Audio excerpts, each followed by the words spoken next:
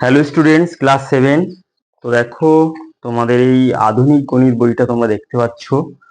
তো রাইটার হচ্ছে কেশবচন্দ্র নাথ।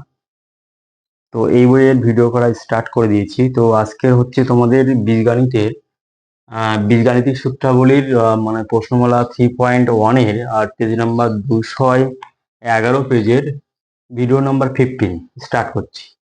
তো আগের ভিডিওর কনসেপশন অনুসারে, অর্থাৎ ভিডিও নাম্বার 12, 13 এবং 14, 12, 13, তাহলে এই দুটো ভিডিওর কনসেপশন অনুসারে এই ভিডিওটা আমি স্টার্ট করছি। তো এখানে যে অঙ্কটা আসলে দেওয়া আছে 56 এর অঙ্কটা, যে এম এর মান কত হলে এই রাশিমালাটি পূর্ণবর্গ হবে। তাহলে যেমন ভাবে হচ্ছে 55 এর অঙ্ক হচ্ছে, মানে এখানে আমি স্টার্ট করেছিলাম, ঠিক একই রকম কনসেপশন অনুসারে তাহলে আমরা এই অঙ্কটা যাতে সলভ করব। তাহলে প্রথমে হচ্ছে আমাদের টার্গেট কি, যে এই এই রাশিমালাকে একটা পূর্ণবর্গ রাশি হিসেবে প্রকাশ করা। তাহলে আমরা দেখব যে পূর্ণ বর্গাকারে করতে পারছি কিনা। তাহলে প্রথমে এই রাশিমালাকে স্কোয়ার ফর্মে লিখতে হবে। তাহলে কি হবে, a⁴ আর ডিভাইডেড বাই 2 হোল স্কোয়ার। একই রকম ভাবে 2/a⁴ whole square plus m। এবার স্কোয়ার ফর্মে লেখার পরে এবার এটা তো স্কোয়ার প্লাস বি স্কোয়ারের সূত্র। তাহলে স্কোয়ার প্লাস বি স্কোয়ারের দুটো সূত্র একসাথে অ্যাপ্লাই করে দেবো। তাহলে a³/2 প্লাস মাইনাস 2/a³ এর হোল স্কোয়ার। আর এখানে যদি প্লাস মাইনাস হয়, এখানে হবে মাইনাস প্লাস মাইনাস প্লাস হবে। এবং তারপরে কি হবে, 2 ইন্টু এ মানে হচ্ছে a³/2 এবং বি মানে হচ্ছে 2/a³ প্লাস m। এটা তাহলে এখানে তাহলে আমরা পূর্ণবর্গাকারে এই পর্যন্ত লিখতে পারলাম। আর এই প্লাস মাইনাসের ব্যাপারটা কি হচ্ছে, যে এখানে স্কোয়ার প্লাস বি স্কোয়ারের দুটো সূত্র আছে। এক নম্বর সূত্র হচ্ছে A plus B whole square minus 2ab, এবং 2 নম্বর সূত্র হচ্ছে A minus B whole square plus 2ab। তাহলে এই দুটো সূত্রকে যদি একসাথে লেখা যায় তাহলে কি হবে, এ প্লাস মাইনাস বি এর whole square minus plus 2ab। দেখো এখানে প্লাস আছে, এখানে মাইনাস আছে, তাহলে প্লাস মাইনাস, আর এখানে মাইনাস আছে, এখানে প্লাস আছে, তাহলে মাইনাস প্লাস। তাহলে এটা যদি প্লাস মাইনাস হয় তাহলে এখানে লিখতে হবে মাইনাস প্লাস। তাহলে এই সূত্র অনুসারে এখানে আমরা এ হিসেবে গণ্য করলাম a³/2 কে, আর বি হিসাবে গণ্য করলাম 2/a³ কে। তাহলে সেই হিসাবে আমরা স্কোয়ার প্লাস বি স্কোয়ারের সূত্রকে একই, মানে দুটো সূত্রকে একসাথেই লিখলাম।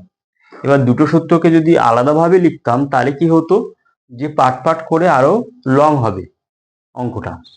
ঠিক আছে, তো যদি পার্ট পার্ট করে লিখতাম তাহলে কি হতো, তাহলে ফার্স্টের সূত্র প্রথমে অ্যাপ্লাই করলে এম এর একটা মান পেয়ে যেতাম, আবার দ্বিতীয় সূত্র অ্যাপ্লাই করলে এম এর একটা মান পেয়ে যেতাম, দুটো মান একসাথে কম্বাইন্ড আকারে লিখতাম। তাহলে সেই হিসাবে তাহলে এখানে আমরা দুটো সূত্র একসাথে লিখলে তাহলে আমাদের টাইম সেভ হবে, এবং হচ্ছে খুব তাড়াতাড়ি উত্তর আমরা পেয়ে যাব। তাহলে সেই হিসাবে তাহলে এখানে কি হবে, তাহলে 2 2 এখানে কাটা, এখানে a³ এখানে কাটা, তাহলে এখানে কি পড়ে থাকলো, equal to a³/2 plus minus 2/a³ এর হোল স্কোয়ার মাইনাস প্লাস, এখানে তাহলে একমাত্র 2 পড়ে থাকবে, আর এখানে m পড়ে থাকবে। তাহলে এই প্রদত্ত রাশিমালাকে পূর্ণ বর্গাকারে লেখার চেষ্টা করে লিখতে পারলাম এই পর্যন্ত। এবার এই পার্টটাকে আমরা লিখতে পারছি না, অর্থাৎ এই পার্টটা যদি না থাকতো তাহলে আমরা পুরো এই রাশিমালাকে পূর্ণ বর্গাকারে লিখতে পারতাম না। মানে না থাকতো মানে আমরা কি করব, যে এই পার্টটা শূন্যের সাথে সমান করে দেবো। তাহলে এবার লিখতে হবে যে প্রদত্ত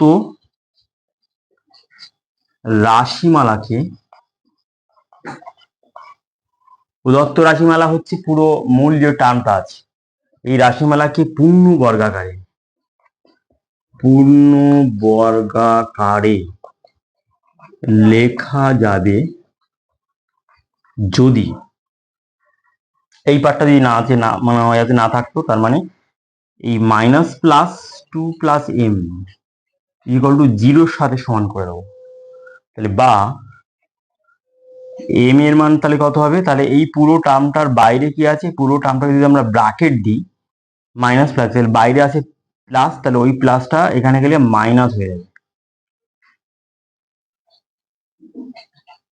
তাহলে এই লাইনটা দেখো যে এখানে মাইনাস প্লাস এর বাইরে আছে ধরো সাপোজ ব্র্যাকেট, তাহলে ফার্স্ট ব্র্যাকেটের বাইরে কোন চিহ্ন থাকবে, প্লাস চিহ্ন, তাহলে ওই প্লাস চিহ্নটা যখন সাইড চেঞ্জ করবে তাহলে কি হবে, মাইনাস।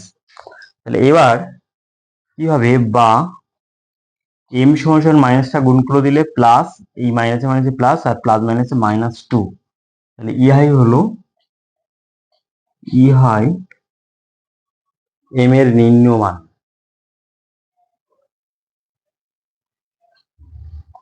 ইহাই হলো নির্ণয় মান।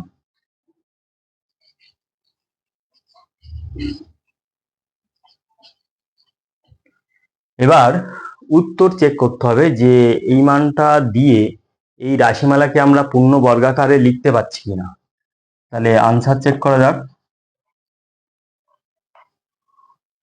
তাহলে a to the power 6 divided by 4 plus 4 by a to the power 6 plus m, m এর মান আমরা পেলাম প্লাস মাইনাস 2, তো প্লাস মাইনাস 2।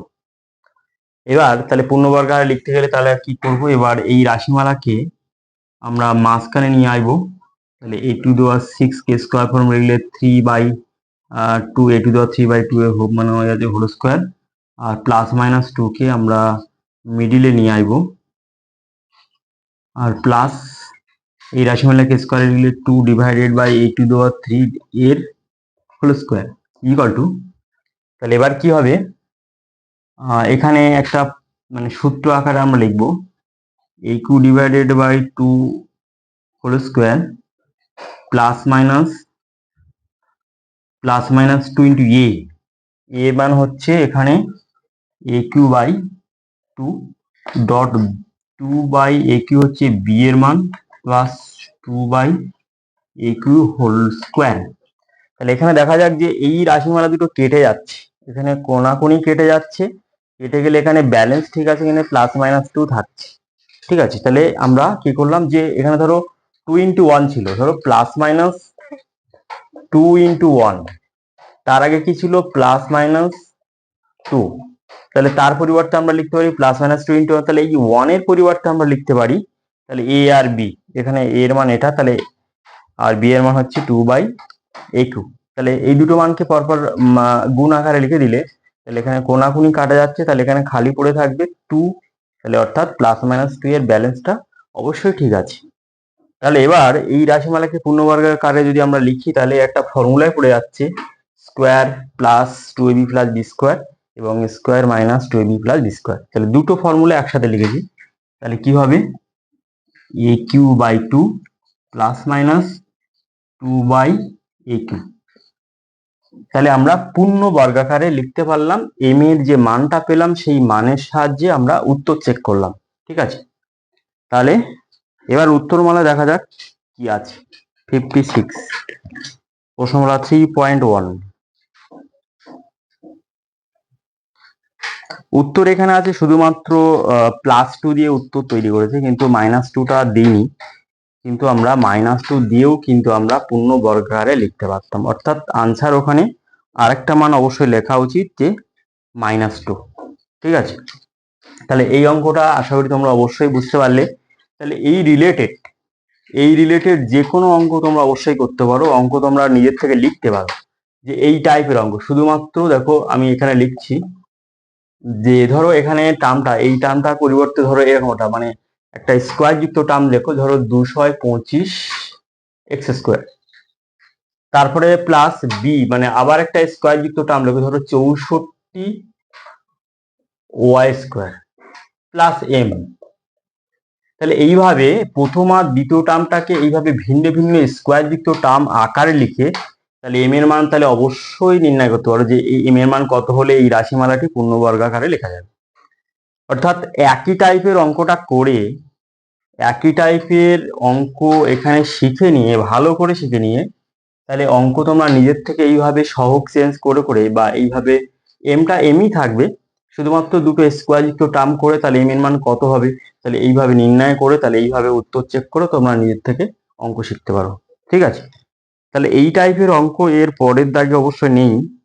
এই টাইপের অঙ্ক তোমাদের প্রথমেই ছিল যে 51 দাগের অঙ্ক, এই টাইপেরই ছিল। তারপর যে 53 দাগের অঙ্ক, ওটা হচ্ছে ভিডিও নম্বর 12-তে আছে। তাহলে এখানে এই টাইপের অঙ্ক 3টে আছে এখানে দেখা যাচ্ছে। ঠিক আছে, 3টে কেন এই টাইপের অঙ্ক, তাহলে কিভাবে তাহলে ক্রিয়েট করতে হবে, তাহলে অবশ্যই তোমাদের ব্যাখ্যা করে দিলাম যে এইভাবে। আরেকটা লিখে দিচ্ছি, দেখো। ধরো তোমরা এরকম করতে পারো, ধরো p square plus 4p² plus m. তাহলে এখানে এম এর মান কত হলে এই রাশিমালাকে পূর্ণবর্গ আকারে লেখা যাবে। তাহলে এইভাবে আরো অনেক সংখ্যক অঙ্ক এইভাবে তৈরি করে তোমরা অঙ্ক শিখতে পারো। ঠিক আছে, তো আজকের ভিডিও নাম্বার 15 এই পর্যন্ত। তাহলে এর পরের ভিডিও থেকে আমি স্টার্ট করে দেবো 57 দাগের অঙ্ক থেকে।